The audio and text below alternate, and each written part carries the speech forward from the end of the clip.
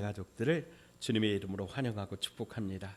우리 성경책 높이 들고 선포합니다. 나는 예수님을 구주로 믿습니다. 나는 구원받았습니다. 나는 이 말씀을 믿습니다. 나는 행복합니다. 아멘. 오늘은 지난주에 이어서 요셉의 인생을 살펴보면서 마음의 상처는 용서로 치유됩니다 라고 하는 제목으로 말씀을 나누도록 하겠습니다. 이런 말이 있습니다. 상처는 치유되지 않으면 독이 되고 치유되면 약이 된다. 여러분, 상처가 치유가 되지 않으면 점점 더 곪고 그리고 그 상처가 깊어지고 더 많은 부분들에게 영향을 미치고 썩어 들어갑니다. 그래서 실제로 그 인생 전반이 상처로 인해서 지옥 같은 그런 인생을 살게 된다라고 하는 거죠. 그러나 여러분, 하나님은 우리가 행복하게 살기를 원하신 줄 믿으시기 바랍니다. 하나님이 복 주신 인생은 우리가 서로 기뻐하고 사랑하고 아껴주고 보듬어가는 그런 인생을 살기를 원하시는 거죠. 오늘 이 시간 모든 상처에서 노임받고 고침받고 회복되고 치유되는 그런 역사가 일어나기를 주님의 이름으로 축원드립니다. 먼저 오늘 본문의 요셉은 상처투성이었다라고 하는 것입니다. 사실 요셉의 인생은 정말 상처투성이 인생입니다. 그가 얼마나 많은 상처를 받았습니까? 요셉의 형제들이 그에게 상처를 주었습니다. 따돌렸습니다. 미워했습니다. 그러다 결국 요셉을 팔아버렸습니다. 또 팔려가서 애굽의 보디발 장군의 집에서 종사를 했는데 이 주인이었던 보디발이 또 요셉에게 상처를 줍니다. 요셉이 자기는 아니라고 아무리 황변해도 믿지를 않습니다. 결국에는 감옥에다가 가두어 버립니다. 보디발 장군의 아내도 요셉에게 얼마나 큰 상처를 주었습니까? 처음에는 요셉을 유혹하다가 뜻대로 되지 않으니까 요셉을 모함했습니다. 감옥에 갇혀 있을 때에도 그 술 맡은 관원장, 떡 맡은 관원장을 만나서 그들에게 꿈을 해몽해주고 다음에 나가게 되면 반드시 좀 나를 좀 기억해달라고, 나는 억울하게 지금 여기 갇혔다고 그렇게 이야기를 했지만은 그때 당시 철석같이 약속했던 이 술 맡은 관원장이 그 해몽대로 꿈에서 해몽한 그대로 이게 직분이 회복되었지만 그냥 요셉을 잊어버렸다라고 하는 거지요. 여러분, 이 상처들로 인해서 요셉의 인생 그야말로 갈갈이 찢겨진 그런 인생이 되어야 했을 겁니다. 그런데 여러분, 우리가 잘 아는 것처럼 요셉은 어떻게 되었습니까? 그 상처들로 인해서 요셉이 망했습니까? 병들어 죽어버렸습니까? 아니면 열받아서 미쳐버렸습니까? 아니면 복수의 칼을 갈고 원수 찾아서 막 산만리를 다녔습니까? 아니라고 하는 거죠. 요셉은 이루 말할 수 없는 이 많은 상처들을 극복합니다. 그 요셉의 이 모든 상처가 치유가 되었습니다. 어떻게 이런 일이 일어날 수가 있는가? 요셉은 자기에게 상처를 준 그 사람들을 다 용서했다라고 하는 겁니다. 오늘 본문 17절부터 19절까지 같이 한번 읽어보십시다. 너희는 이같이 요셉에게 이르라. 내 형들이 내게 악을 행하였을지라도 이제 바라건대 그들의 허물과 죄를 용서하라 하셨나니 당신 아버지의 하나님의 종들인 우리 죄를 이제 용서하소서 하며 요셉이 그들이 그에게 하는 말을 들을 때에 울었더라. 그의 형들이 또 친히 와서 요셉 앞에 엎드려 이르되 우리는 당신의 종들이니이다. 요셉이 그들에게 이르되 두려워하지 마소서. 내가 하나님을 대신하리이까. 아멘. 이 말씀은 아마 성경에서 가장 아름다운 장면 중에 하나가 아닐까 생각됩니다. 이 장면을 읽을 때 눈물이 핑 돌고 가슴이 뭉클해지고 마음이 따뜻해집니다. 사실 요셉은 이미 형들을 용서했습니다. 창세기 45장에서 요셉이 형제들 앞에 자기를 드러내면서 먼저 용서를 선포했습니다. 그러나 이제 아버지 야곱이 죽고 난 후에 형제들이 또다시 요셉을 찾아와서 엎드려서 용서해달라고 하고 있습니다. 왜 그렇습니까? 그동안은 아버지의 그늘 뒤에 숨어 있었다라고 하는 거예요. 즉 그들은 그동안 아버지의 뒤에 숨어 있었지만은 요셉을 볼 때마다 괴로웠다는 거예요. 두려웠다는 거예요. 무서웠다는 거예요. 계속해서 그들은 죄책감 속에, 지옥 속에 살고 있었다고 하는 거죠. 여러분, 이처럼 상처는 사람을 지옥 속에 살게 합니다. 반대로 용서는 영혼의 결박을 풀어주고 자유하게 하며 천국을 살게 하는 것입니다. 사실 용서가 쉬운 것은 아니죠. 용서보다 복수가 쉽습니다. 세상 사람들은 용서보다 복수를 선택하라고 그렇게 말합니다. 복수가 시대의 트렌드고 복수가 문화가 되었습니다. 박찬욱이라고 하는 영화 감독이 있어요. 베를린 영화제에서 아주 큰 상을 받은 그런 사람인데요. 이분이 만든 복수 3부작이 있어요. 첫 번째가 2002년에 개봉한 송강호 주연의 복수는 나의 것이라고 하는 영화입니다. 이 영화가 34만 명이 들었어요. 두 번째가 2003년에 개봉한 최민식의 주연의 올드보이라고 하는 그런 영화예요. 326만 명이 이 영화를 보았어요. 세 번째가 2005년에 개봉한 이영애 주연의 친절한 금자씨라고 하는 영화예요. 365만 명이 보았습니다. 모두 무시무시한 복수를 하는 영화입니다. 그런데 모두 흥행에 성공했어요. 그만큼 복수에 굶주린 사람들이 많다고 하는 거지요. 관객들이 영화에서 이 주인공의 복수 장면을 보면서 대리만족을 느꼈다고 하는 겁니다. 그러나 여러분, 우리는 기억해야 됩니다. 복수는 또 다른 복수를 낳습니다. 복수는 진짜로 일을 해결할 수 없다라고 하는 거예요. 복수는 끊임없이 돌고 도기 때문에 복수의 최대의 피해자는 자기 자신이 되는데, 근데 이것을 모른다고 하는 거죠. 상처는 복수해서 치료가 되지 않습니다. 오히려 더 악화시킬 뿐입니다. 또 한 사람의 감독이 있습니다. 김우현이라고 하는 감독입니다. 그는 본래 다큐멘터리를 만드는 그런 사람이었습니다. 이 사람이 8복 시리즈 영화를 만들었는데 그 첫 번째가 가난한 자는 복이 있나니라고 하는 그런 영화입니다.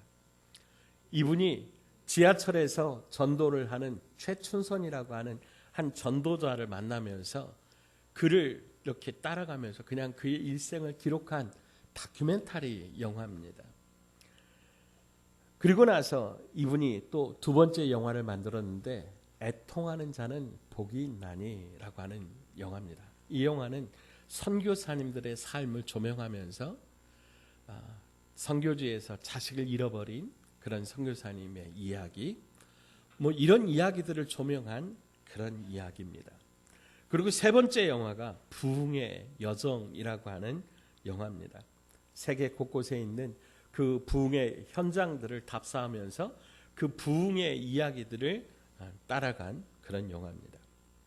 여러분, 박찬욱 감독은 돈도 많이 벌었고 유명해졌습니다. 그러나 이 김우현 감독이 여전히 가난하고 또 이름도 없습니다. 그러니까 저는 믿습니다. 하나님 앞에 섰을 때 하나님이 분명 김우현 감독을 칭찬하시리라. 잘했다고 어깨를 감싸주시고 그 등을 두드려 주시라고 믿습니다. 복수가 아니라 용서를 선택해야 된다라고 하는 것입니다. 여러분, 요셉은 복수가 아니라 요셉은 용서를 선택했습니다. 여러분은 복수와 용서 가운데 무엇을 선택하겠습니까? 믿음과 소망과 사랑 중 제일은 사랑이라고 성경은 말씀합니다. 그리고 사랑 중에 제일 위대한 것이 용서라고 하는 것입니다. 용서는 가장 위대한 사랑의 표현입니다. 용서는 모든 상처를 치료하는 최고의 명약입니다. 사람에게 받은 상처는 돈으로 치유가 안 됩니다. 사람에게 받은 상처는 오직 용서로만 치유가 될 수 있습니다. 그러므로 사랑하는 여러분, 먼저 용서하시길 바랍니다. 용서하여 여러분 안에 있는 모든 상처를 깨끗하게 치유받기를 주의 이름으로 축복합니다. 자, 그런데 이 성경적인 용서에는 몇 가지 원리가 있다라고 하는 거예요. 첫째로 조건이 없어야 됩니다. 대가가 없어야 됩니다. 주님은 말씀하시기를 7번씩 70번이라도 그렇게 용서해 줘야 된다. 용서에는 조건이 없어요. 조건이 있으면 용서가 아니에요. 이유가 있으면 용서가 아니에요. 무조건 용서하는 겁니다. 두 번째로 하나님의 사랑으로 하는 것입니다. 우리 힘으로 안 되는 거죠. 내가 용서하는 것이 아니라 하나님의 사랑으로 용서하는 것이죠. 하나님의 사랑만이 모든 상처를 치유하는 겁니다. 그러므로 여러분, 우리는 하나님의 사랑을 힘입어서 용서를 선포하는 것입니다. 세 번째로 내가 먼저 해야 된다라고 하는 거예요. 상대방이 나에게 용서 구하기를 바라지 말고 내가 먼저 해야 됩니다. 내가 먼저 손을 내밀어야 됩니다. 내가 먼저 찾아가야 됩니다. 내가 먼저 용서를 해야 용서받을 수 있는 겁니다. 그리고 마지막으로 용서에는 제한이 없어야 된다라고 하는 거죠. 무엇은 용서하고 무엇은 용서할 수 없다, 그게 아니에요. 그것만은 절대로 용서할 수 없다가 아니라 그것까지도 용서하는 자가 되어야 됩니다. 사랑하는 여러분, 하나님의 사랑으로 내가 먼저 용서할 수 있는 그런 사람 될 수 있기를 축복합니다. 여자들이 절대로 용서할 수 없는 남자라고 하는 유머가 있어요. 과거가 있는 남자는 용서할 수 있어도 미래가 없는 남자는 용서할 수 없다네요. 귀 뚫은 남자는 용서할 수 있어도 귀 막힌 남자는 용서할 수 없다네요. 머리카락 없는 남자는 용서할 수 있어도 머리 빈 남자는 용서할 수 없다네요. 여러분, 우리는 어떤 사람도 어떤 잘못도 용서할 수 있어야 됩니다. 어떤 뛰어난 연설이나 설교도 상처받은 사람의 그 마음을 치유할 수가 없습니다. 다만 용서의 마음을 담은 사랑의 말 한마디가 그 상처를 치료하는 것입니다. 그리고 용서하는 삶에는 반드시 하나님의 역사가 있다고 하는 것을 여러분 믿으시기 바랍니다. 우리가 용서할 때 하나님의 기적이 일어납니다. 오늘 요셉이 말했습니다. 19절로 21절 제가 먼저 읽겠습니다. 요셉이 그들에게 이르되 두려워하지 마소서. 내가 하나님을 대신하리까. 당신들은 나를 해하려 하였으나 하나님은 그것을 선으로 바꾸사 오늘과 같이 많은 백성의 생명을 구원하게 하시려 하셨나니 당신들은 두려워하지 마소서. 내가 당신들과 당신들의 자녀를 기르리라 하고 그들을 간곡한 말로 위로하였더라. 아멘. 여러분은 어디 이것이 상처를 입은 사람의 말입니까? 이것은 상처를 안고 살아가는 사람의 태도가 아닙니다. 사랑하는 여러분, 요셉의 용서를 보면서 하나님이 역사하신 하나님의 역사임을 여러분 믿으시기 바랍니다. 그리고 우리도 그 역사의 주인공이 되시기를 주의 이름으로 축복합니다. 우리가 하나님의 뜻대로 살고자, 우리가 하나님의 말씀대로 순종하고자 하면 하나님이 아무리 악한 것이라도 선으로 바꾸십니다. 하나님이 역사하셔서 그 관계의 문을 열어주시고 그 일을 통해서 하나님께 영광 돌리게 하신다라고 하는 거예요. 그러면 세 번째로 요셉이 형들을 용서할 수 있었던 이유가 무엇입니까? 요셉은 하나님을 믿었습니다. 요셉은 하나님을 믿었습니다. 여러분, 이게 중요합니다. 하나님을 믿었기 때문에 용서할 수 있었습니다. 20절 말씀을 다시 한번 보십시오. 당신들은 나를 해하려 하였으나 하나님은 그것을 선으로 바꾸사 오늘과 같이 많은 백성의 생명을 구원하게 하시려 하셨나니. 아멘. 아무리 악하고 아무리 나쁜 일들이 일어나도 하나님을 믿는 사람들이 하나님의 방법대로 살려고 할 때 하나님은 그것을 변화시키시사 하나님의 뜻대로 이끌어 가시고 하나님의 역사를 일으켜 주셔서 하나님의 나라를 그 땅에서 이루게 하신다라고 하는 거예요. 그래서 요셉은 악을 악으로 갚지를 않습니다. 어떻게 합니까? 오히려 21절 보시면 내가 당신들과 당신의 자녀들을 기르겠습니다. 당신들은 나를 팔았지만은, 당신들은 나를 죽이려 했지만은 나는 당신들과 당신들의 자녀를 기르겠습니다. 돌보겠습니다. 당신들을 먹이겠습니다. 당신들을 책임지겠습니다. 여러분, 이런 역사가 있었기 때문에 하나님께서 이 일들을 통해서 하나님의 놀라운 역사를 보여주시고 오늘 우리에게까지 하나님의 나라를 우리 가운데 보여주신 줄로 믿습니다. 요셉이 억울한 일을 당하고 사람들에게 버림당하면서 그래 참 이놈의 세상 하면서 원망하고 요셉이 낙심하고 주저앉고 그걸로 끝났다면 요셉은 위대한 인생을 살지 못했을 겁니다. 그러나 요셉은 억울하지만 원통하지만 버림받았지만 상처받았지만은 그 안에서 하나님의 역사를 보았습니다. 하나님을 믿었습니다. 그랬더니 하나님께서 그 일들을 선하게 모든 것이 합력하여 선을 이루게 바꿔 주셨다고 하는 겁니다. 사랑하는 여러분, 혹시 여러분 지금 누구 때문에 억울하십니까? 누구 때문에 고통을 받고 여러분 마음속에 아직도 풀리지 않은 그런 관계 때문에 괴롭습니까? 여러분, 다시 한번 말씀드립니다. 우리 인생 가운데 하나님을 믿는다면 그 모든 일을 통해서 하나님이 내게 말씀하시고 내게 역사하시고 나를 통하여 모든 것이 선하게 이루어질 줄 믿는다면 용서하시기 바랍니다. 그러면 반드시 우리 인생 가운데 하나님이 찾아오셔서 역사하시고 하나님의 살아계심을 보여주실 줄로 믿습니다. 자, 마지막으로 주님을 만나면 우리는 치유자가 된다라고 하는 거예요. 신학자요 뛰어난 영성학자인 특별히 하버드 대학에서 교수로 가르쳤던 헨리 나우엔이라고 하는 분이 쓰신 상처 입은 치유자라고 하는 책이 있어요. 그런 이 책에서 예수님을 상처를 받았지만은 치유하시는 치유자로 그렇게 선포하고 있습니다. 여러분, 예수님만큼 상처를 많이 받으신 분이 없습니다. 가난한 집에서 태어났습니다. 어느 정도로 가난했습니까? 출산한 아내를 위해서 방 한 칸 얻을 수 있는 능력이 없는 그런 남편, 그런 가장이 있는 그런 집에서, 그래서 몸을 어디서 풀었어요? 마구간에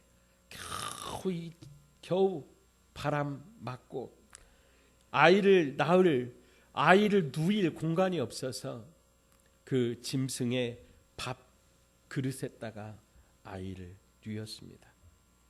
산후조리가 뭡니까? 출생과 함께 헤롯 왕이 죽이려 해서 애굽으로 그 몸을 이끌고 피난 갔습니다.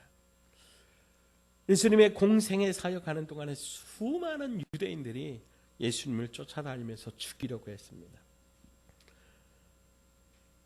심지어는 자기가 가르쳤던 12제자 중에 하나인 가룟 유다가 은 30의 스승을 팔았습니다. 결국에 예수님은 십자가에서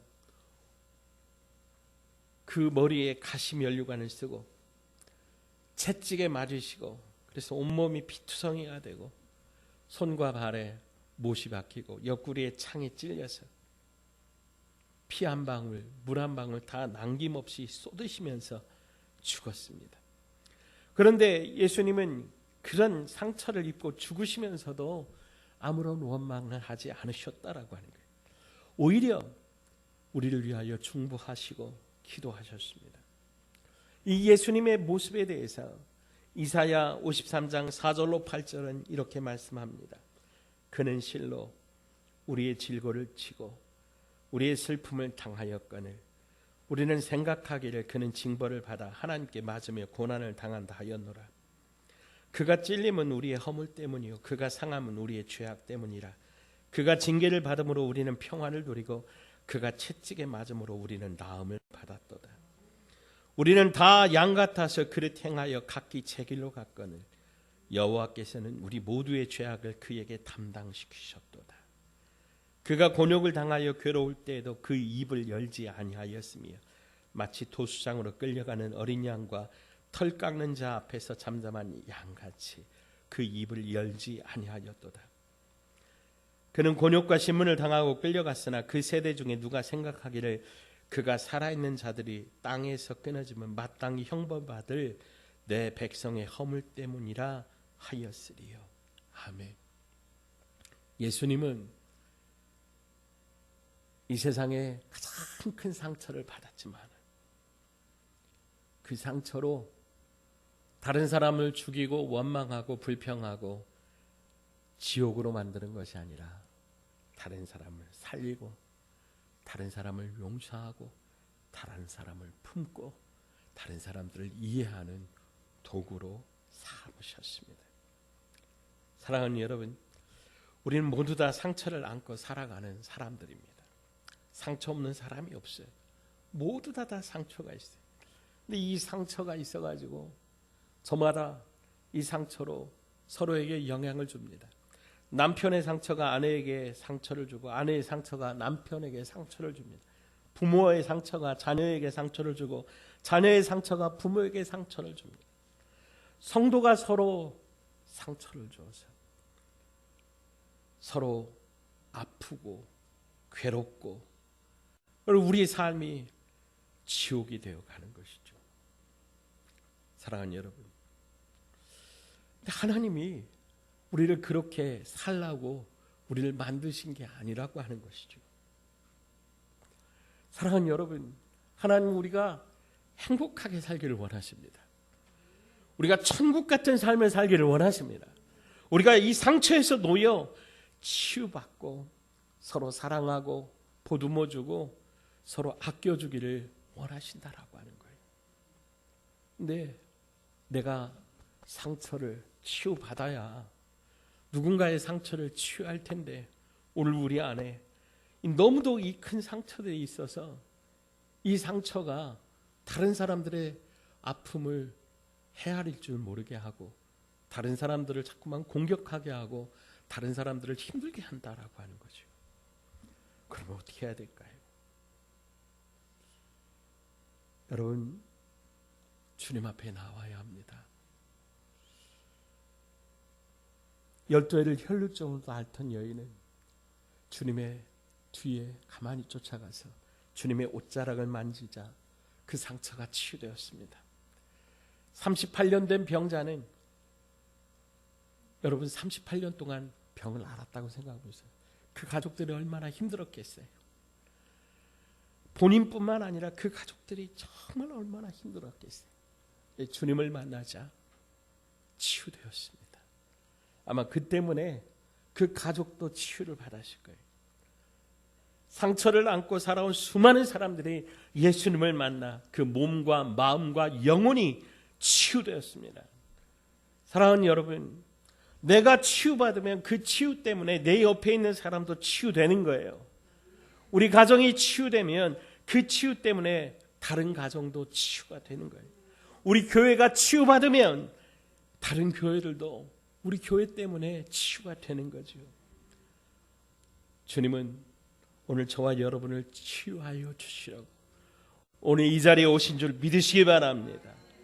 그러므로 우리 모두 주님을 만나 치유받으시길 바랍니다. 여러분, 교회 나올 때마다 치유받으십시오. 그래서 용서하고 용서받아 모든 상처에서 노임받고 건강한 그런 몸, 마음, 영혼 되시기를 바랍니다. 특별히 우리가 치유받아서 이제는 내 상처 때문에 다른 사람들을 공격하는 사람이 아니라 예수님처럼 내가 아파봤기 때문에 그 아픈 사람들 찾아가서 위로해주고 그 사람 함께 섬길 수 있는, 그 눈물을 닦아줄 수 있는 상처 입은 치유자가 되시기를 주의 이름으로 축복합니다. 이 시간에 좀 우리 같이 찬송하고 같이 기도하려고 합니다. 우리 찬송가 272장, 이 찬송 우리 기도의 제목처럼 우리 삼으시고 우리 가사의 고백으로 삼으셔서 같이 찬송하고 기도하겠습니다.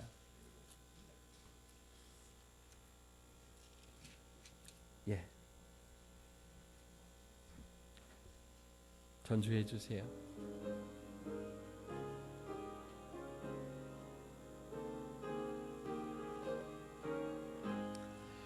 고통의 멍에 벗으려고 예수께로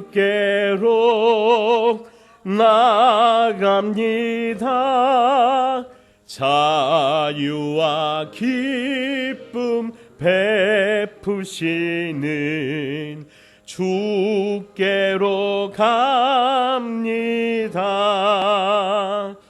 병든 내 몸이 튼튼하고 빈궁한 삶이 부해지며 죄악을 벗어 버리려고 주께로 갑니다. 낭패와 실망 당한 뒤에 예수께로 나갑니다. 십자가 은혜 받으려고 주께로 갑니다.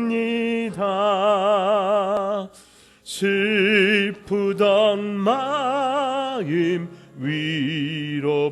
위로받고 이 생의 풍파 잔잔하며 영광의 찬송 부르려고 주께로 갑니다. 교만한 마음을 내버리고 예수께로 나갑니다. 복 되신 말씀 따르려고